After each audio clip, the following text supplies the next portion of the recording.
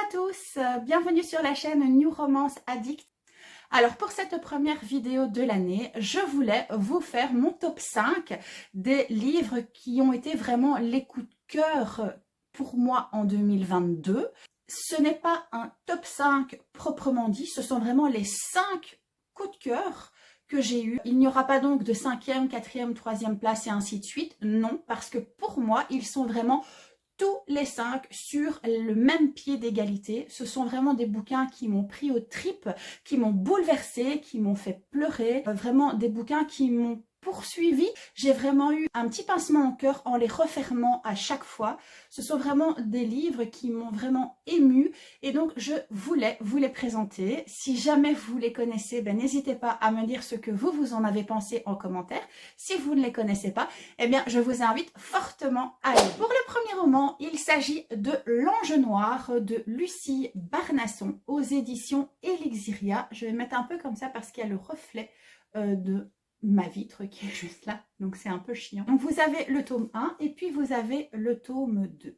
Alors, ce sont vraiment deux coups de cœur. Le premier est une très belle histoire que j'ai vraiment bien aimée, mais je vais vous expliquer pourquoi ce n'est pas un coup de cœur réellement. Et puis vous avez le tome 2 qui lui, par contre, ça c'est mon coup de cœur phénoménal. Voilà.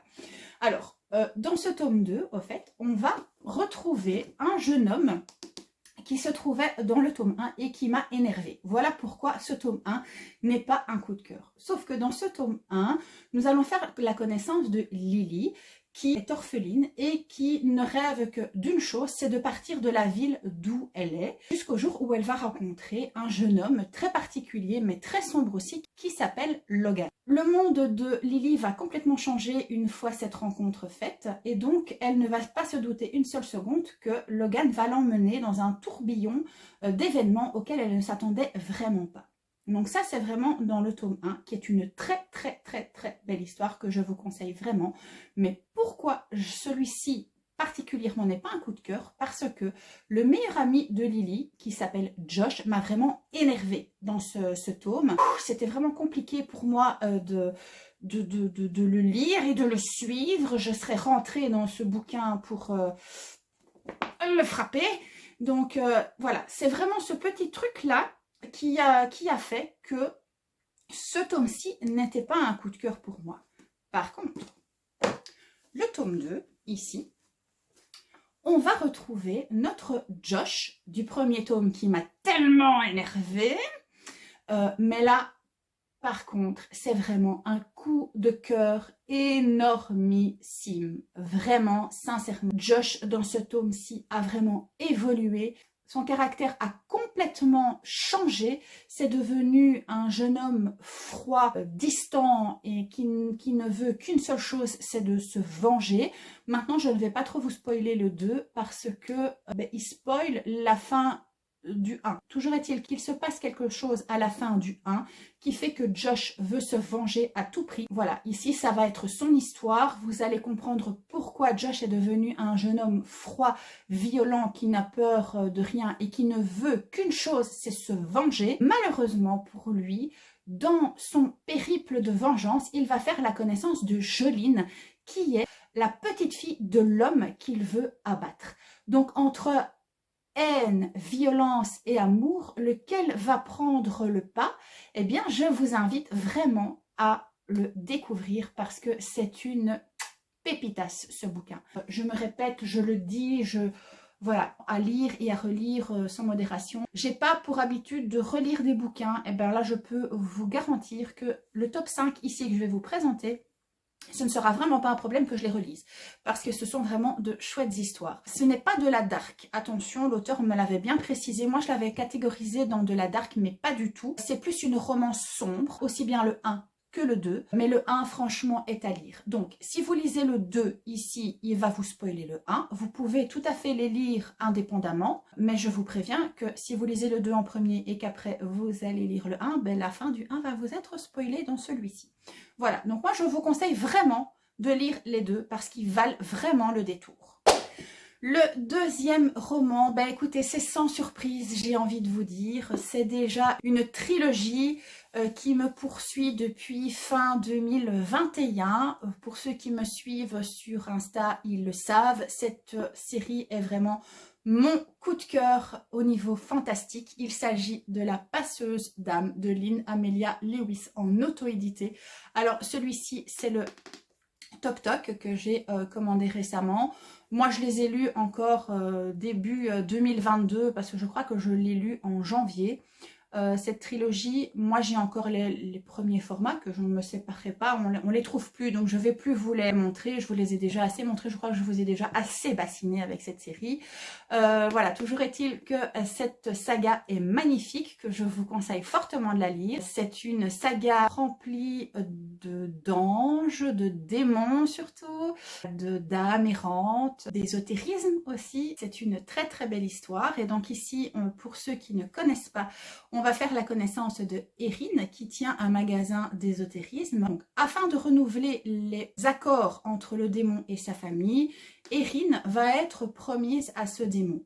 Et pour pouvoir échapper à ce démon qui l'attend, parce qu'elle ne va pas vouloir évidemment y aller, je crois que personne ne voudrait, voyant le démon, elle va n'avoir qu'une solution, c'est de devenir passeuse d'âme. Passeuse d'âme, c'est quoi? C'est une personne qui s'occupe d'attraper les âmes errantes dans le monde des vivants et de les amener dans l'antichambre où on va décider de leur cas, de savoir s'ils vont aller au paradis ou en enfer. Tout au long de cette trilogie, Erin va essayer tant bien que mal d'échapper à ce fameux démon. Donc elle va faire la connaissance de Clayton aussi qui va lui venir en aide tout au long de son périple. Si vous êtes fan d'ésotérisme, d'anges, de démons, de fantastique, ce livre est fait vraiment pour vous. On fait la connaissance aussi de plusieurs personnages secondaires qui sont très importants aussi tout au long de la lecture. Un coup d'âme, un coup de cœur énorme pour moi. Je vous invite fortement à lire cette trilogie. Le tome 2 ici en nouvelle réédition va sortir, je pense, ici au mois de janvier. Je pense qu'elle est occupée avec les impressions, donc ça ne va pas tarder. Et le tome 3, certainement en février, voire mars, je ne sais pas trop, son planning pour les sorties de cette année. Donc voilà, mais franchement, n'hésitez pas, c'est une pépite que je vous conseille à 3000%. Un autre coup de cœur pour moi, il s'agit de Amoureux d'une étoile aux éditions BMR de ma petite Tessa Wolff. Alors Tessa Wolff, si vous ne la connaissez pas, est une auteure de dingue. Elle a une plume splendide. Elle a aussi écrit, je pense que pas mal de vous connaissez cette histoire, c'est I Hate You Love Me, aussi aux éditions BMR, que j'ai bien aimé aussi, mais qui n'était pas un coup de cœur pour moi. Par contre, cette petite pépite, alors là, je vous la conseille à 3 milliards de pourcents. Donc dans cette histoire, on va faire la connaissance de Cassiopée qui part faire ses études dans une école prestigieuse de danse classique et qui va faire la rencontre d'un jeune homme prénommé Kiss. C'est K-E-I-T-H, donc je pense, moi je dis Kiss, c'est peut-être Case, je sais pas trop comment ça se prononce, moi je dis Kiss, mais bon bref. Et ce jeune homme va lui demander quelque chose de bien particulier, il va lui demander de l'aide pour conquérir le cœur de sa meilleure amie, car Kiss est bleu de sa meilleure amie. Seulement entre les deux, ça n'a toujours été que de l'amitié, et donc Kiss va demander à Cassiopée de l'aide pour conquérir le cœur de sa petite copine. Malheureusement, tout ne va pas se produire comme c'était prévu. Beaucoup de personnes vont souffrir dans cette histoire, aussi bien Cassiopée que Kiss que la meilleure amie en question. C'est une très belle histoire à découvrir absolument. Une histoire tendre, remplie d'émotions, de tendresse, mais aussi de non-dits, de cachotterie. Je vous la conseille vraiment. C'est une très belle histoire. L'avant-dernière histoire, il s'agit de Fight aux éditions Black Ink Édition, écrit par Charlotte Roussel. Alors ici, c'est une dark romance. Moi qui n'en avais jamais lu, c'est vraiment la toute première que j'ai lue et je ne regrette absolument pas. La preuve, c'est dans mon top 5. Avant toute chose, ici, vu que c'est une dark romance, il faut savoir qu'il y a des scènes un peu compliquées qui sont assez explicites dans les romans. Je préfère vous prévenir d'avance que pour celles qui ont un petit cœur sensible et d'artichaut, ça va être compliqué. Moi, j'ai vraiment adoré. Première Dark, je me dis bon allez, je vais quand même me lancer parce que tout le monde me dit oui, Dark c'est bien, faut que tu essayes, faut que tu essayes. Donc je me dis allez, pourquoi pas, et j'ai vraiment tenté avec ce premier roman qui est vraiment un énormissime coup de cœur, coup d'âme pour moi. Donc dans ce roman, on va faire la connaissance de Marie. Marie qui, malheureusement pour elle, se retrouve entre les mains d'un bourreau. Alors je vais éviter de vous expliquer ce que ce cher et tendre bourreau fait subir à Marie au quotidien, n'est-ce pas? Entre violence physique et violence sexuelle, je ne vais pas rentrer dans les détails, mais comme ça, vous avez un petit peu une idée de ce que ce salopard lui fait subir au quotidien. Et donc du jour au lendemain, le frère de Marie va faire une grosse connerie et donc Marie va être kidnappée par un gang adverse à celui où elle est déjà actuellement. Et donc elle va se retrouver dans les mains de Noah, qui est un jeune lieutenant prometteur d'un gang donc adverse à celui où elle se trouve déjà. Alors Noah est un jeune homme aussi froid, dur, en foi ni loi, etc. que son premier bourreau.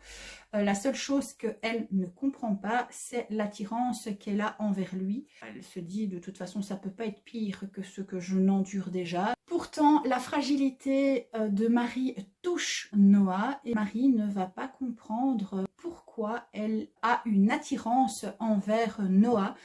Le petit brin de lumière que lui procure Noah, elle a peur à tout moment de le perdre, donc jusqu'au jour où son bourreau initial va réapparaître donc dans sa vie et va essayer à tout prix de la récupérer. Alors cette histoire est vraiment une pépite de chez Pépitas, de chez Pépitas. Amateur de dark romance, moi je n'aime pas la grosse dark romance, hein, mais ici bon voilà, il y a quand même des scènes bien explicites. Et donc, je vous le conseille vraiment à 3000% si jamais vous êtes vraiment fan de dark romance. Tout dans ce roman est vraiment présent pour vous faire passer un moment de dingue. Noah m'a vraiment touchée dans ce roman, Marie encore plus. Il y a vraiment des scènes où j'ai versé quelques larmes, je dois l'avouer. Donc vraiment, si vous n'êtes pas fan de dark romance, évitez. C'est la première dark ici que je lis et donc je vous préviens déjà à l'avance. Petit cœur d'artichaut, évitez. Et enfin, le dernier coup de cœur de cette année 2022, il s'agit de Perles d'Occident de Brianna Cartigny aux éditions Elixiria, qui est un beau petit bébé que j'ai dévoré en même pas 2 jours. Je vous le conseille, mais vraiment, waouh, à 5000, 10 000%, 3000, comme j'ai l'habitude de dire dans cette vidéo. Et donc, dans ce roman, on va faire la connaissance de Morgane, qui du jour au lendemain voit sa vie basculer en se réveillant dans un hangar avec une lumière aveuglante sur le visage. Et donc Morgane se rend compte qu'à ce moment-là, elle est vendue aux enchères. Elle va se retrouver dans un pays dont elle ignore les us et coutumes.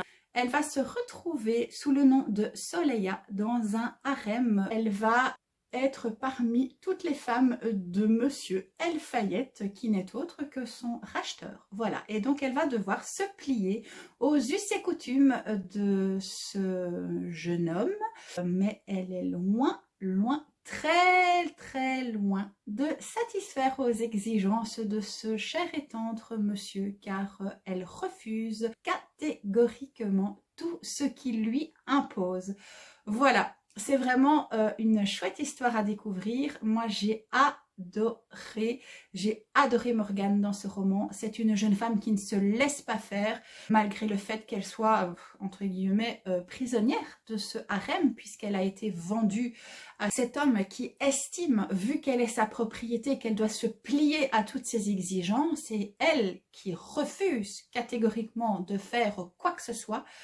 Je peux vous garantir qu'entre ces deux-là, c'est explosif. Donc voilà, je vous le conseille aussi à 10 000%. Franchement, ce sont des pépites. Donc voilà mes 5 coups de cœur de l'année 2022. Il y en avait encore d'autres, il y avait Brutal aussi de Lil Evans, il y avait Des gens comme nous de Ludivine Delaune aussi, aux éditions Black Ink. Il y en avait vraiment encore pas mal, mais je devais me tenir à 5, sinon on n'allait plus s'en sortir. Hein. Donc il y a un moment, il faut faire un choix. Et donc voilà, je voulais vraiment vous présenter ces 5-là qui pour moi ont vraiment une place particulière dans mon petit cœur et donc je relirai certainement, je ne sais pas quand, hein, parce que comme je vous l'ai déjà dit, j'ai une palle de la taille de la Tour Eiffel, mais voilà, ce sont vraiment des livres qui ne quitteront jamais, jamais, jamais ma bibliothèque parce que ce sont des pépitas à découvrir, absolutely, je vous le dis. Donc n'hésitez pas. Voilà, je vous souhaite encore une très bonne année et on se retrouve bientôt pour une toute nouvelle vidéo. Ciao, ciao.